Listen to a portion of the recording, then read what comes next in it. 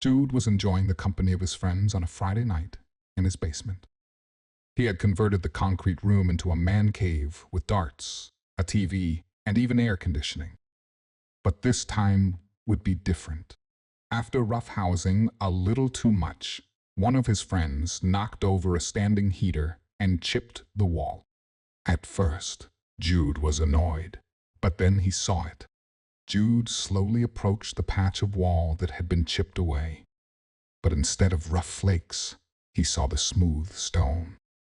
But it didn't end there. He noticed strange writing. It felt like something out of an Indiana Jones movie. Had he stumbled upon something that had been buried for centuries? He wanted to find out more, but his friends didn't seem to agree. Many of his friends told him that it looked like graffiti to them. It wasn't an ancient script like he thought, but somehow their speculation only drove him deeper into becoming obsessed. He felt ignored when they only quelled his excitement. He knew he had to prove everybody around him wrong, even if it meant spending a fortune. Jude knew that he wasn't crazy. His friends had told him that the writing on his wall was just graffiti, but he knew better. He devoted his free time to showing them that he was right. He bought expensive tools to try and prove himself right, but it took a lot of dedication to get through the thick concrete walls. He nearly gave up. Was he really crazy? After weeks of intensive labor in his basement, it seemed pointless. He didn't seem any closer to finding any more of the ancient writing he had seen. But that's when he broke through. Suddenly, all of the resistance gave way, and Jude topped through his wall.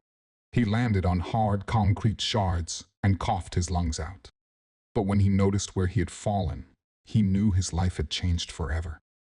Even though Jude Lawson was technically a citizen of Syria, he always felt like an immigrant. Even though the place was his home, he understood the confusion and often surprised locals when he replied to them in their native tongue.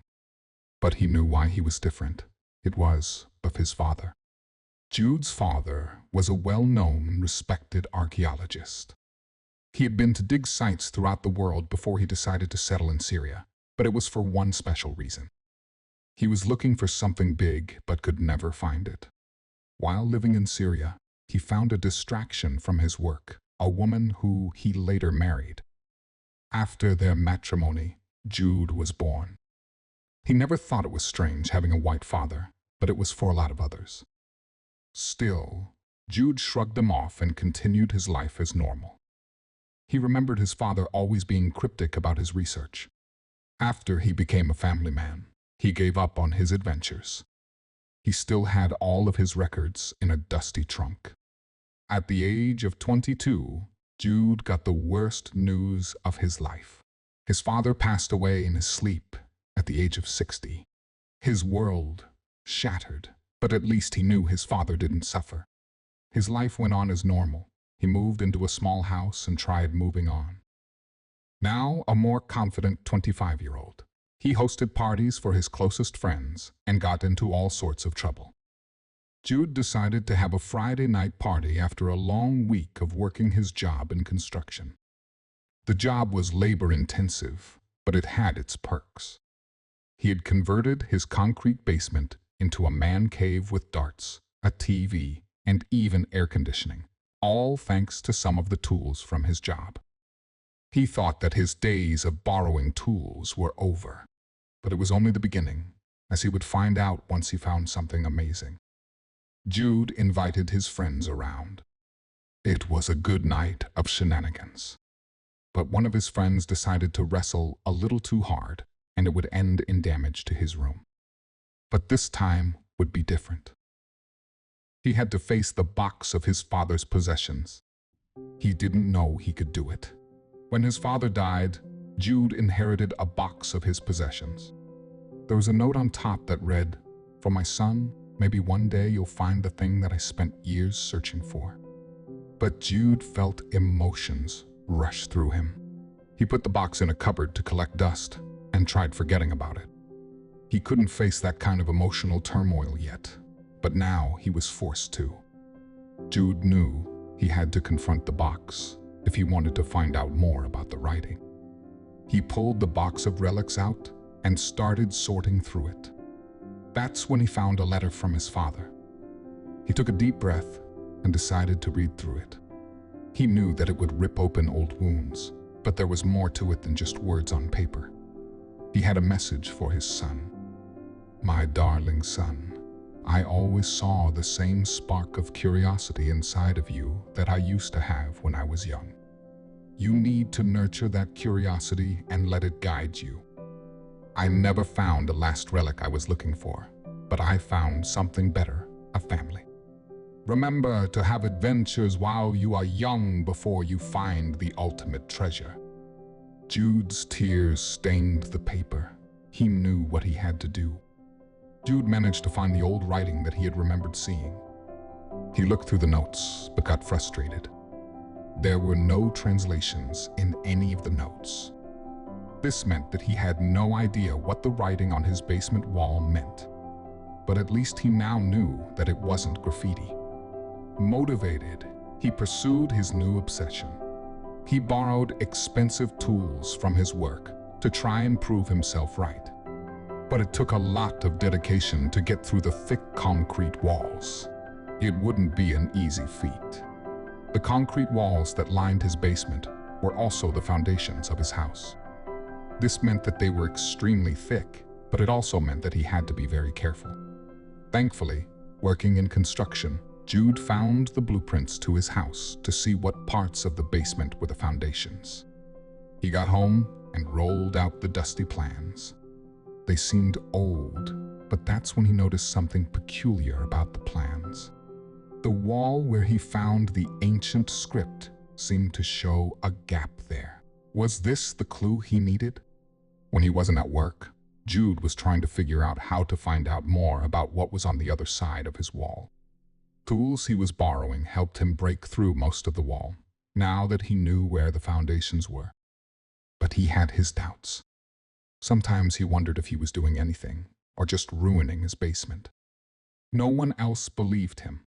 But after weeks of feeling doubtful, one night he was trying to shave more layers away from the wall when something incredible happened. Suddenly, Jude was in a dark crawl space. He pulled his flashlight out of his tool belt and saw something that made his heart race. The writing he saw was all over the inner walls of the space he had fallen into. But there was so much more than that. He pointed his flashlight ahead and only saw darkness. How deep did this place go? He felt almost kindred with his father as he slowly pushed forward, the prospect of adventure keeping him going. He didn't want to fall and hurt himself, so he made sure every step was stable. But after only 2 turns, he saw a branching path in front of him. It looked like he could easily get lost. Fear flooded his mind. He didn't want to starve down here. Jude managed to backtrack to the hole he had created and had to use all of his energy to climb back through it. It was a struggle, but he couldn't believe what he had found. He decided to do the right thing. Jude decided to contact someone he knew could help him. It was an old colleague of his father's, but he had no idea the man had ulterior motives.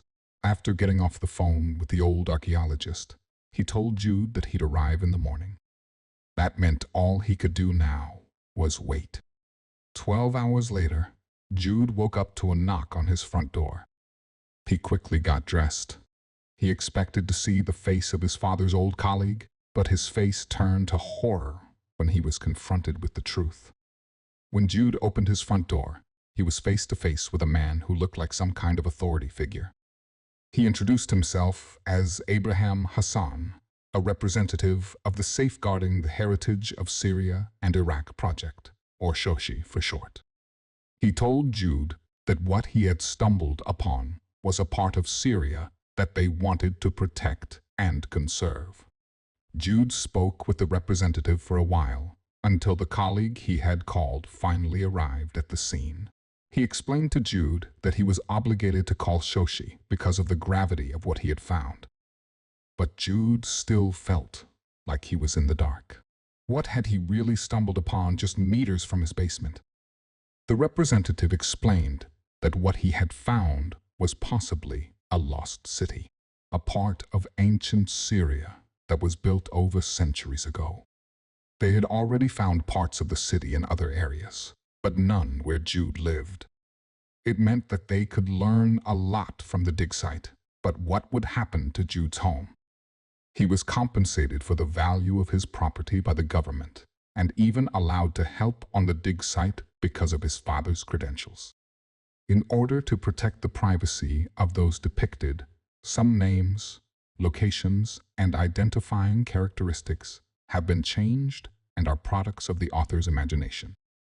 Any resemblances to actual events, places, or persons, living or dead, are entirely coincidental.